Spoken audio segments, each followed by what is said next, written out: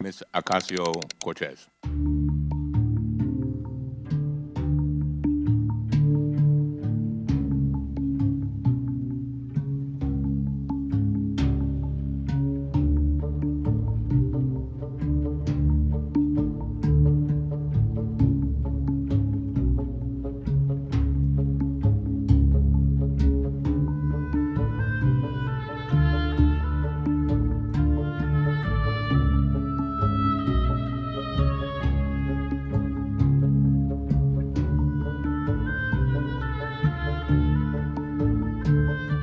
First, my colleague from Vermont had asked you several questions about AMI, the parent company of the National Enquirer.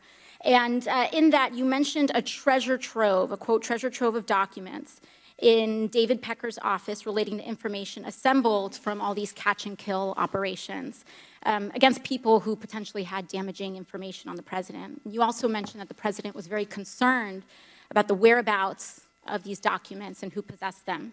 Does that treasure trove of documents still exist? I don't know. I had asked David Pecker for them. So you would say the person who knows the whereabouts of these documents would be David Pecker? David Pecker, Barry Levine, or Dylan Howard. Okay, thank you.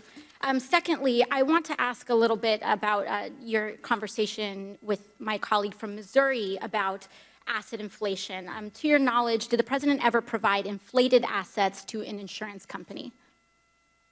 Yes. Who else knows that the president did this? Alan Weisselberg, Ron Lieberman, and Matthew Calamari.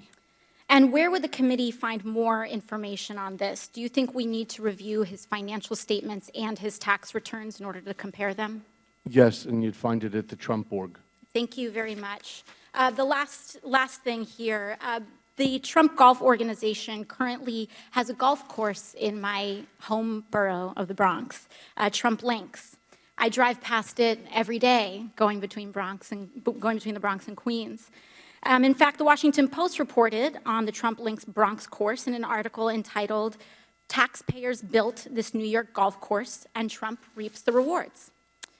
That article is where many New Yorkers and people in the country learned that taxpayers spent $127 million to build Trump Links in a, quote, generous deal, allowing President Trump to keep almost every dollar that flows in on a golf course built with public funds. And this doesn't seem to be the only time the president has benefited at the expense of the public. Mr. Cohen, I want to ask you about your assertion that the president may have improperly devalued his assets to avoid paying taxes. According to an August 21st, 2016 report by the Washington Post, while the president claimed in financial disclosure forms that Trump National Golf Club in Jupiter, Florida, was worth more than $50 million, he had reported otherwise to local tax authorities that the course was worth, quote, no more than $5 million. Mr. Cohen, do you know whether this specific report is accurate? It's identical to what he did at Trump National Golf Club at Briarcliff Manor. Do you know, to your knowledge, was the president interested in reducing his local real estate bills, tax bills? Yes. And how did he do that? What you do is you deflate the value of the asset, and then you put in a request to the tax department for a deduction. Thank you. Now, in October 2018, the New York Times revealed that, quote, President Trump participated in dubious tax schemes during the 1990s, including instances of outright fraud that greatly increased the fortune he received from his parents. It further stated from Mr. Trump, quote, he also helped formulate a strategy to undervalue his parents' real estate holdings by hundreds of millions of dollars on tax returns, sharply reducing his tax bill when those properties were transferred to him and his siblings. Mr. Cohen, do you know whether that specific report is accurate? I don't. I wasn't there in 1990s. Who would know the answer to those questions? Alan Weisselberg. And would it help for the committee to obtain federal and state tax returns from the president and his company to address that discrepancy? I believe so.